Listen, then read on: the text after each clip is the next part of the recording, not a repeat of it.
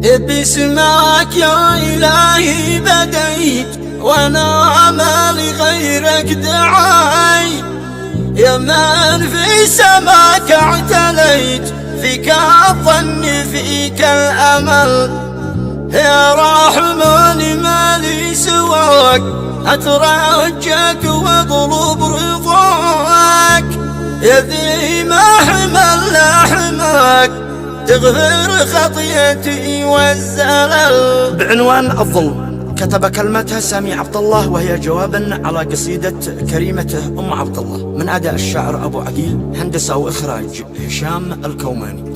مع تحيات تسجيلات الكوماني. باسمك يا إلهي بديت وانا ما لغيرك دعيت، يا من في سماك اعتليت، فيك الظن فيك الامل، يا رحمن ما لي سواك، اترجاك واطلب رضاك، يا ذي ما حمل لا حماك، تغفر خطيئتي والزلل. بشرح للجميع قصتي، ضاق الحال من غربتي، والله مطلع نيتي، بقول الذي قد حصل. اختي صح انا عزها، روحي طول ترخص لها، وانا اموت فدواها، ما تهتاني مهما حصل، بطرحها بوسط العيون، بين رمشي وبين الجفون، مرضاشي عليها تهون، اللي من وفاها استغل.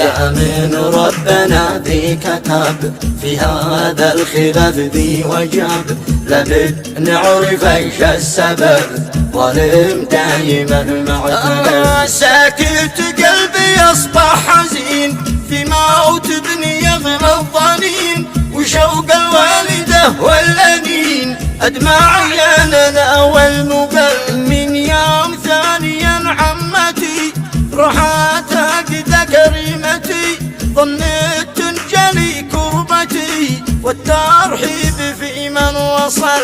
مهما كان هي عمتي يا امراض افهموا قصتي، لجأت يوم لي تشتكي، روحي صار فداء وبدل. بنت الأسرة الوافية ذات النية الصافية، معها نسأل العافية، يقبل الدعاء والعمل، يا حمى بمن فكروا، باعوا كلهم واشتروا، من عض الكلام عبروا، وان جاءت المراجع نظر. نتواجه يجي وانشرد، يوم قال انه انطرد، ذاك شيطان اصل المرد، الله لا صلح له.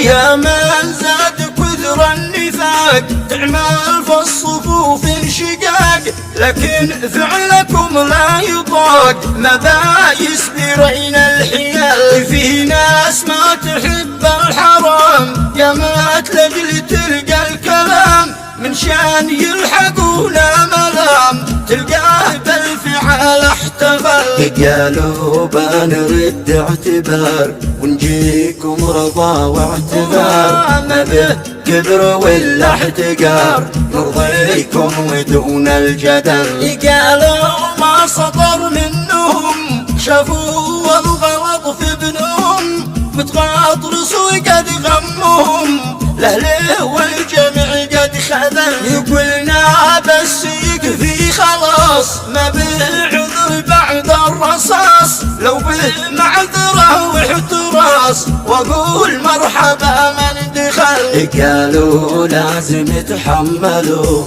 ترجع لأجلنا واقبلوا، حكم عوج ولا عولوا، ترضوا كني ماشي حصل. ما هو شي من اجل الحنق، من وافق لهم واتفق، قول الحق ما بالقلق، والحاكم بحكمه فصل، واهل العرف والقبيله ما قالوا لنا نقبله، دم البنت ما تقبله، خير الامر مخرج وحل.